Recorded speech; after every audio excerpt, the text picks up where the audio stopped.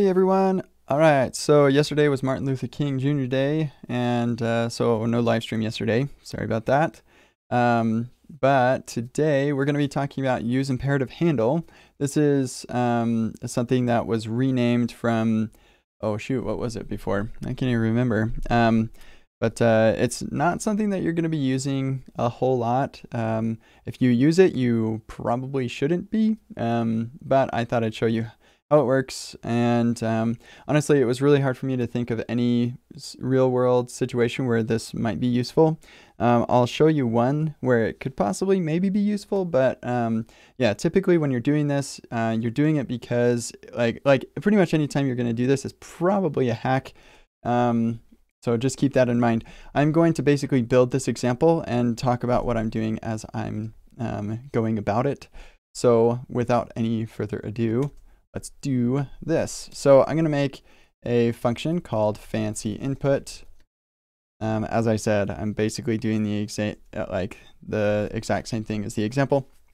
So this is going to take my props. It's a function component, but it's actually also going to take a ref because we're going to say, just as the example, fancy input equals React forward ref fancy input. And that turns that into a function that forwards stuff. So let's import React from React here. Okay, so then we're going to do, oh, we've got Sean in here, Sean Wang. He's a cool guy. Hi, Sean. So then we're going to get our ref, or actually here. So they're getting an input ref because they want to use that here, but that's not a requirement of using this API. You could do just about anything, and maybe I'll show you an example of how we could remove that here in a little bit. But what we want is the input ref. Actually here, let's start with the simplest stuff first. So input, and we'll forward all the props. So then I can say fancy input, we'll use it here in our app. And we'll say default value high. Okay, sweet. So I'm also in my app, I'm going to create a button that I can click on that will automatically focus this fancy input. That's the functionality we're going to make. So let's see. Yeah, let's make the button first.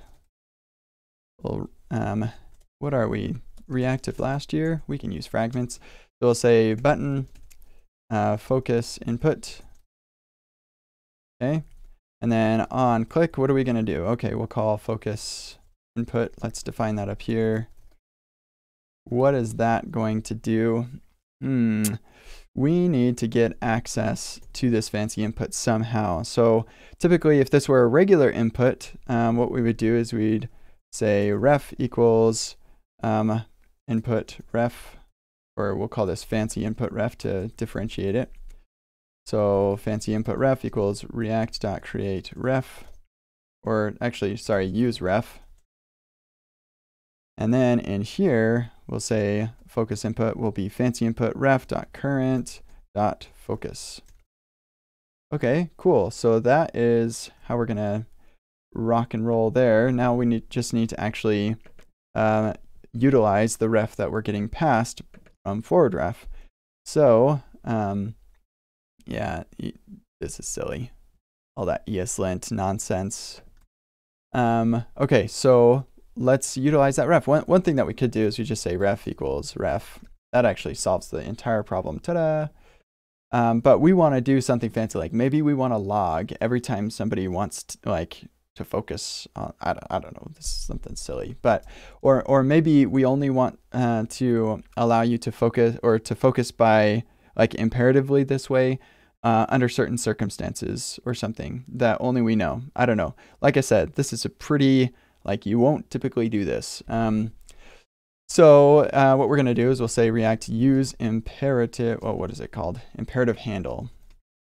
And this we're going to accept, I think it accepts a ref as the first argument. So the ref that comes from forward ref. And that is, React is going to take that ref and apply to it the properties that we return from the function. So this is, you could think of this as like a ref property getter function. So Here we'll do this, and we'll return all the properties that we want to be, or actually it's probably the exact object that ref.current will receive. So for us, that's going to be focus, and then we'll say, let's make our input ref equals react use ref. And so our focus will then say input ref.current.focus. And then here, instead of forwarding the ref, we'll forward the input ref. And now they can't by passing a ref here, right here, we're not forwarding this exact ref onto the input. We're forwarding our own ref onto the input, and we're giving them an object that has just the methods that we want to support. So if I click on this, that works. But if I wanted to, what are other methods? Isn't there like one to select all the text or something? Let's find out. So we go select all, I don't know, select. Here, let's unselect, and then, yeah, there you go. So if I wanted to say select here, and then I click on that, it's not going to work because we're not actually giving you the ref to the input. We're giving you the ref to this object. So we're limiting your capabilities from the outside. That seems like a pretty dumb situation. I probably would never do that. So let me show you something that's maybe a little less contrived, even though I don't think that it's a really great idea anyway. So this is the downshift source code. It's actually, with the exception of a couple of utilities, it's pretty much all just in this one file, which is kind of interesting. It's just a giant React component, which is just begging to be rewritten as a hook, which, before anybody asks, I'm not going to work on that because I actually haven't used downshift myself for like over a year. So I've handed off maintenance to another person who has been working on it. And it's going to be great. They might rewrite it as a hook or expose both. That's what I'd recommend for you people who are like, render props, yay, oh, hooks, oh no. You just turn your render prop thing into a custom hook. And then you can, like in a single line, you can make that same render prop thing. And actually, you can learn that from, or what is it, Refactor React. And I show you exactly how to do this. I will paste this right here. There. So that is what I recommend that you all do with that.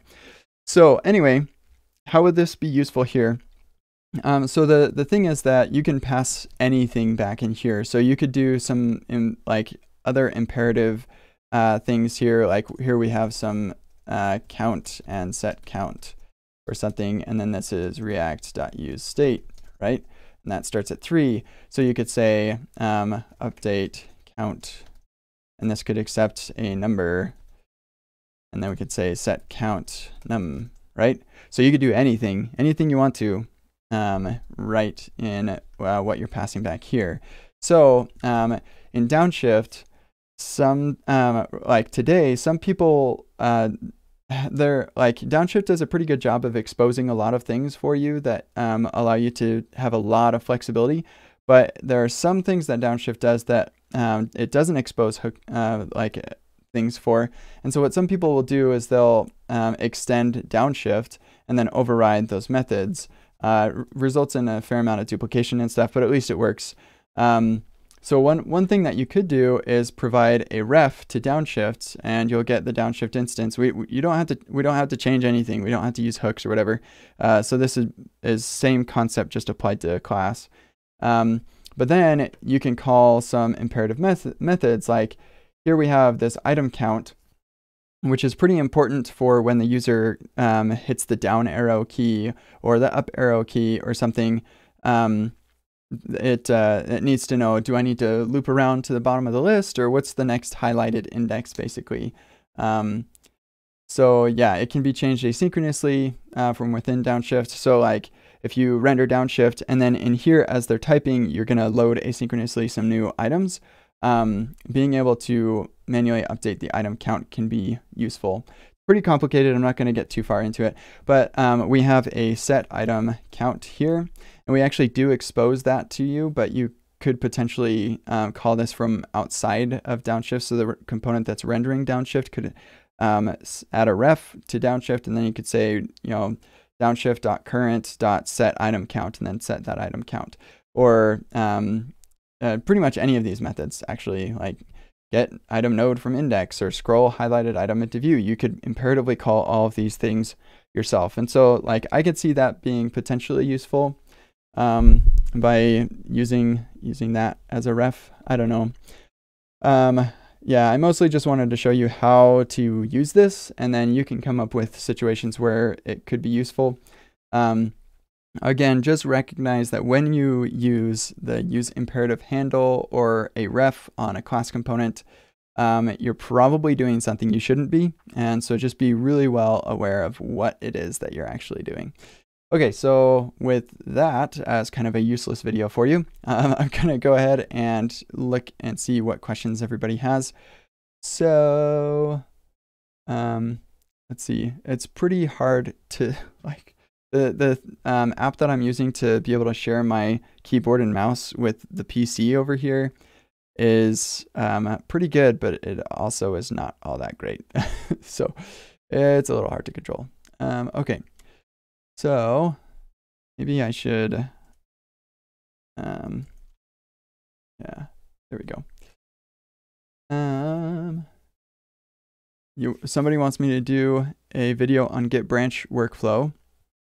Okay, ask me on my AMA, and maybe I'll do that sometime. I'll give you a URL for that. King Daro said, I know React Virtualize has a bunch of ref methods for scrolling and things, so that could probably be a good use case for this. That sounds like it actually would be a great use case for this. So thanks, King Daro, for always coming in with those good comments. This just made React confusing, Kato said. If you are not already really experienced with React, yes, this is totally not the video for you. If you want to get into React and you want to see that React actually is quite simple, so React exposes these escape hatches that allow you to integrate with third-party libraries really nicely, or other like random JavaScript. Like in a perfect world, all the APIs would be wonderful, but we're not in a perfect world. We have to live within the constraints of existing applications. And so React is very simple, but it's also quite practical. And so React exposes some of these things to make it useful. But if like you live kind of in a perfect world, you're writing a brand new app from scratch and you don't really need some weird dependencies on things, then it actually is very simple. So if that's what you're looking for, then I suggest you go watch my beginner React course on Egghead, and you will love it.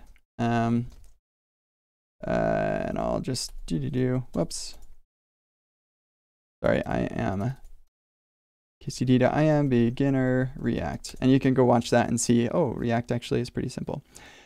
Okay, I've got to go. I just realized I have lunch with somebody in a couple minutes, so I got to run. I hope that you are not too thrown off by this, and I hope it's interesting to you.